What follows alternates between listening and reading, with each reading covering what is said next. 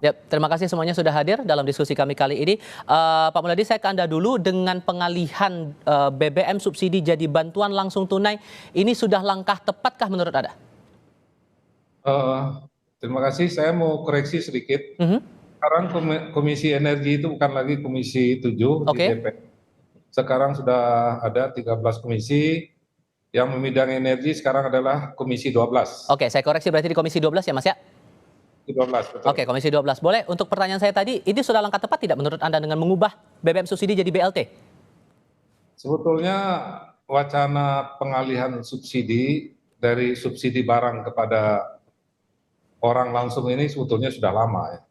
Karena pada tataran teoritis memang ini sesuatu yang sangat ideal. Memang sangat ideal kalau kita mampu memberikan subsidi langsung kepada orang yang tidak mampu, orang miskin, atau orang yang membutuhkan. Tapi prakteknya dalam sehari-hari saat ini kita memberi subsidinya kepada barang. Kita subsidi BBM, kita subsidi LPG, kita subsidi pupuk ya yang di luar energi. Namun dalam praktek tersebut memang ada beberapa kelemahan, yaitu banyak sekali orang yang tidak sepantasnya atau yang tidak berhak, namun mereka memperoleh atau mendapat subsidi.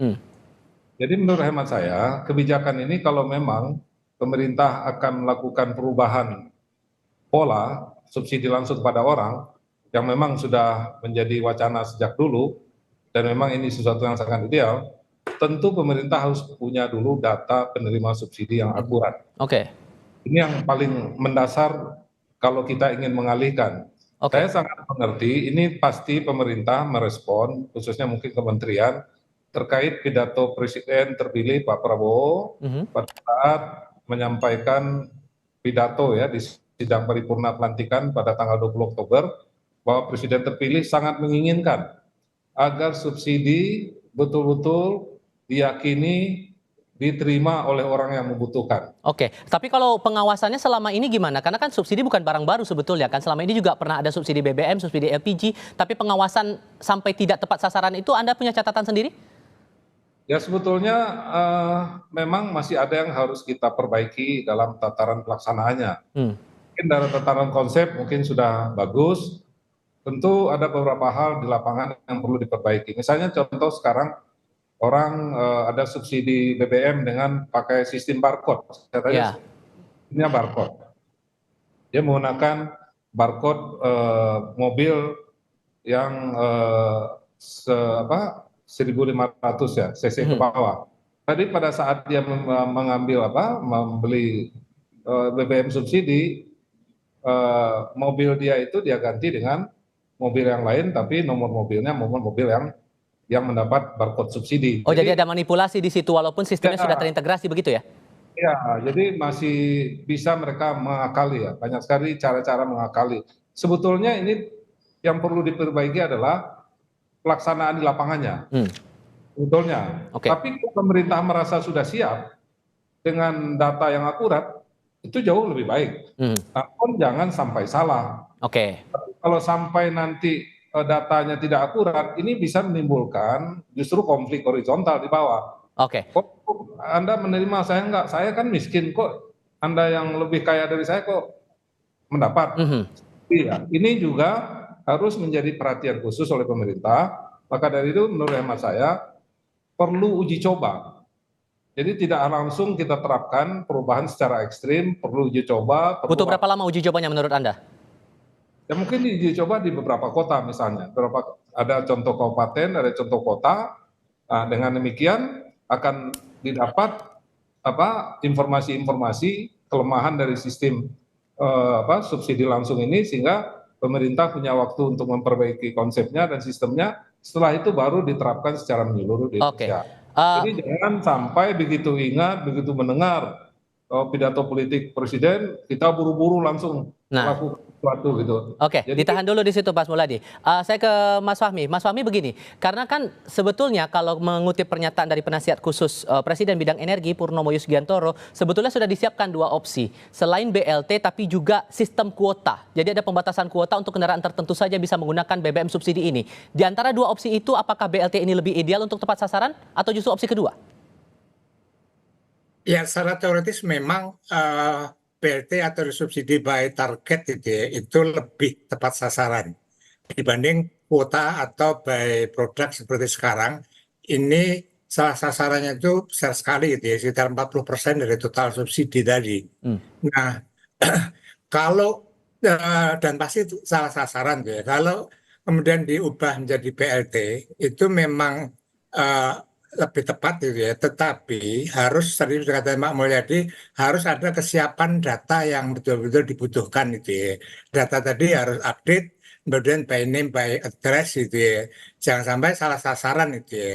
Nah, kalau kemudian yang digunakan paradigmanya itu paradigma BLT, saya kira ini kurang tepat gitu ya. Kenapa? Karena tujuan pembagian BLT itu kan terutama masyarakat miskin yang benar-benar miskin itu ya, yang untuk bantalan sosial tadi. Sementara untuk subsidi BBM ini kan untuk membeli BBM tadi gitu ya. Hmm. Nah, saya justru khawatir kalau data yang digunakan adalah data pembagian BLT, itu banyak masyarakat atau konsumen yang sesungguhnya itu berhak memperoleh subsidi, tapi dia nggak dapat bagian karena bukan tidak masuk dalam data BLT tadi gitu ya. Hmm.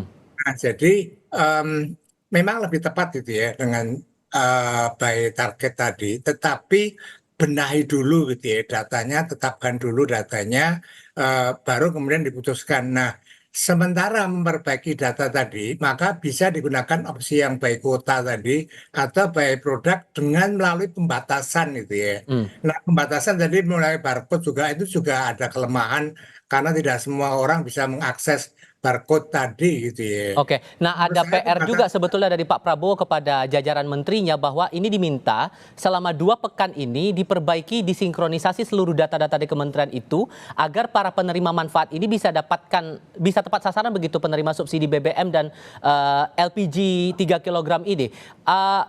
Dengan waktu 2 minggu menyinkronkan data dari banyak kementerian yang kita mau akui atau tidak pasti akan berbeda dari satu lembaga ke lembaga yang lain. Dengan waktu 2 minggu ini memungkinkan tidak menurut Anda untuk sinkronisasi data itu? saya nggak yakin 2 minggu mencukupi untuk mensinkroni data, kemudian data tadi benar-benar valid gitu ya.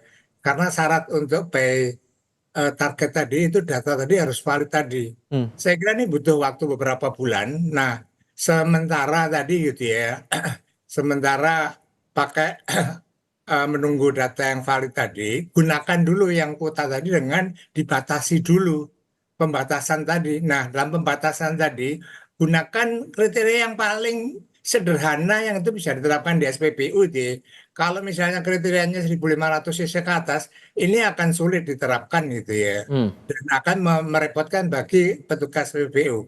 Kalau misalnya memang mau dibatasi, tetapkan saja bahwa yang boleh membeli BBM subsidi itu sepeda motor dan angkutan barang dan orang. Pengawasannya Itu gimana menurut Anda? Karena kan selama nah, ini pernah juga dibikin seperti itu malah nggak terjadi juga, nggak terrealisasi juga. nah, pengawasannya tadi ini harus ada dasar hukumnya dulu dia. Perpres 191 harus diperbaiki dengan mencantumkan tadi, mencantumkan bahwa yang boleh membeli subsidi itu sepeda motor dan angkutan barang dan orang gitu ya. Oke, Nah, dengan adanya dasar hukum, maka aparat itu boleh melakukan pengawasan tadi. Kalau misalnya ada yang moral hazard di situ, bisa ditindak gitu. baik. Tapi Oke. kalau tidak ada perpresnya aja nggak pernah dirubah, Mhm. iya, nggak mungkin bisa pengawasan tadi berjalan efektif itu. Oke. Jadi menurut saya yang pertama dibatasi dulu Mhm. sesuai dengan kuota tadi, dan yang kedua baru diterapkan kalau semua data penerima tadi sudah benar-benar valid. Oke. Pak Mulyadi, kalau menurut Pak Fahmi ini kalau untuk sinkronisasi data selama 2 minggu ini nggak memungkinkan. Kalau menurut Anda masih bisa tidak untuk sinkronisasi data selama 2 minggu itu tadi? Jadi memang kalau kita lihat dari subsidi energinya ada BBM dan LPG. Aha. Memang yang paling memungkinkan lebih awal kita sinkronisasi data itu adalah misalnya BBM. Hmm. BBM diakali oleh penerima subsidi yang sebetulnya tidak berhak. Jadi menurut hemat saya memang waktunya kalau 2 minggu kan memang terlalu, saya rasa pemerintah dalam hal ini terlalu responsif juga terhadap apa yang disampaikan Presiden. Hmm. Nah, sebetulnya 2 minggu terlalu pendek ya. Kita apa, memperbaiki data dan lain sebagainya. Idealnya berapa Yang lama paling menurut penting- Anda?